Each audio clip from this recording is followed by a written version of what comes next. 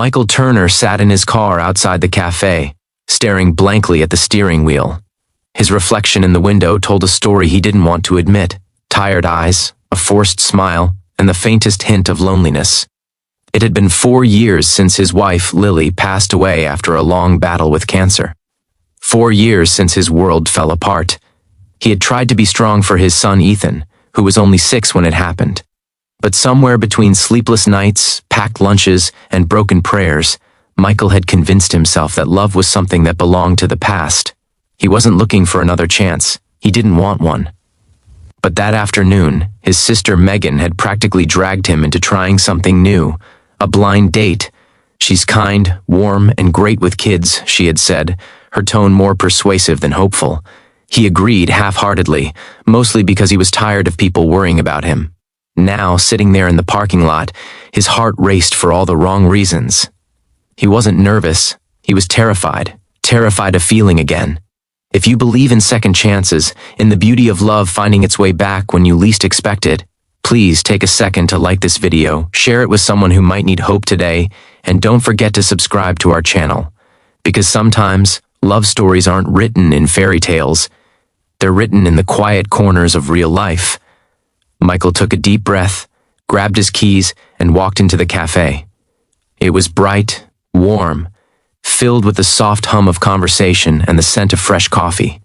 He scanned the room, looking for the woman his sister described. Blonde hair, gentle smile, white blouse. And then he saw her. She was sitting by the window, sunlight brushing across her face. She looked familiar somehow.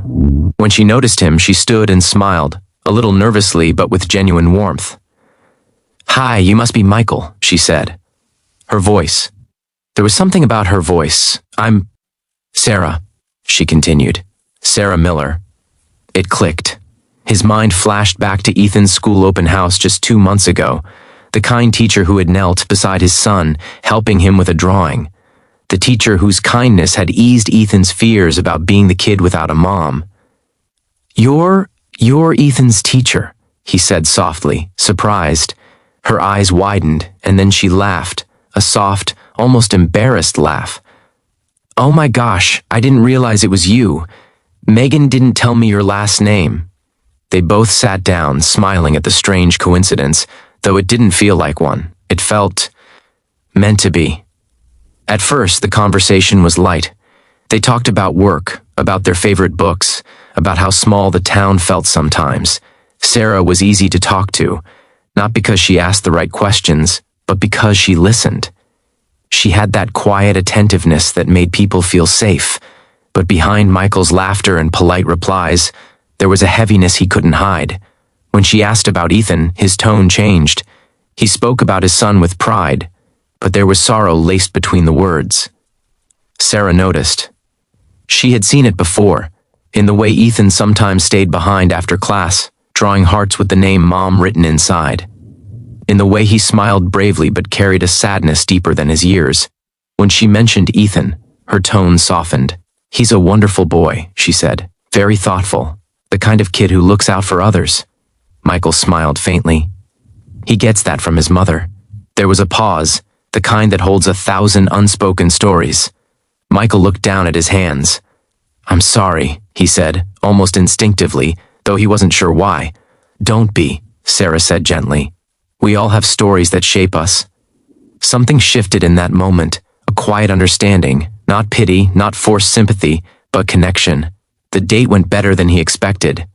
They talked for over an hour, and for the first time in years, Michael found himself laughing. Real laughter, the kind that comes from someplace deep.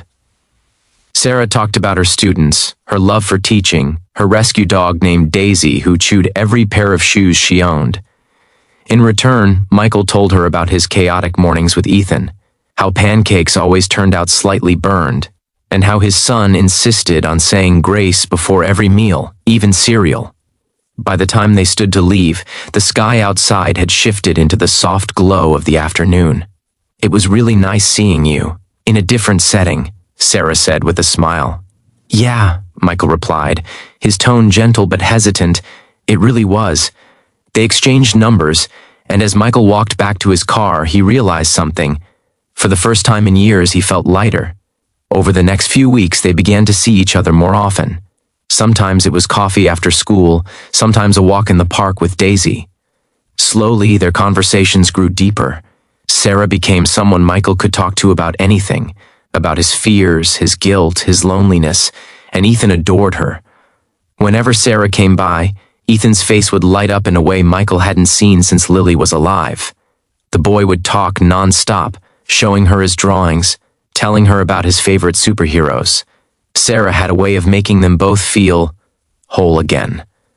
But even as the connection deepened, Michael's heart wrestled with doubt. One night, he sat alone in his living room, staring at an old photograph, Lily holding Ethan as a baby, laughing as if the world would never break her.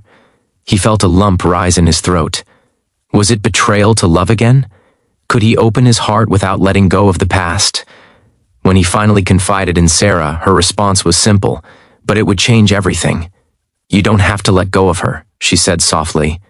"Love doesn't replace love, Michael. It grows around it."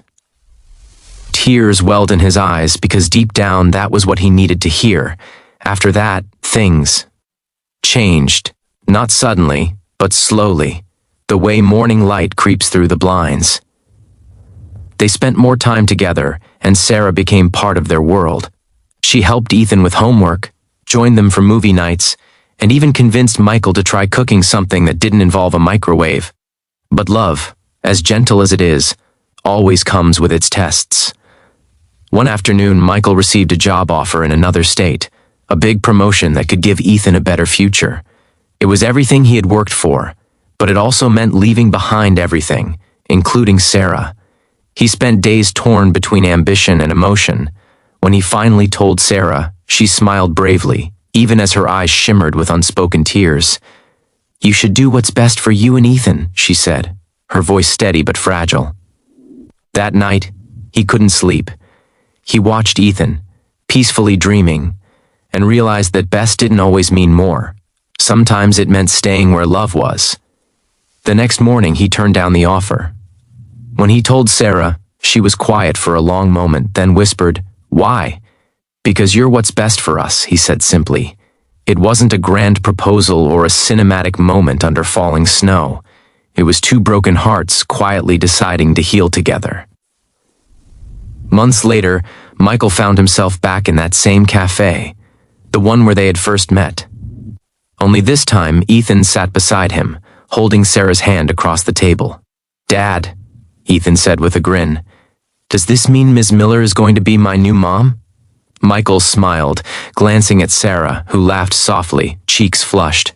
"Maybe someday," Michael said, his voice warm, "if she says yes." And that day, with the same sunlight streaming through the window, Michael proposed. Not with flowers or music, just with love, raw and real. Sarah said yes through tears, and Ethan clapped his hands so hard the whole cafe turned to look. It was simple, imperfect, beautiful. Michael had once believed that love ended with boss, but he learned that sometimes love begins where brokenness ends, when someone sees your scars and chooses to stay anyway. He didn't find love by looking for it. He found it by being brave enough to let life surprise him again. If this story touched your heart, please don't forget to like, comment, share, and subscribe. Your support helps us bring more real, emotional stories to life, stories that remind us that love can heal, no matter how lost we feel. Before you go, tell us in the comments, do you believe in second chances at love? Have you ever met someone when you least expected it and they changed everything? Because maybe, just maybe, your next chapter is already waiting for you, in the most unexpected place.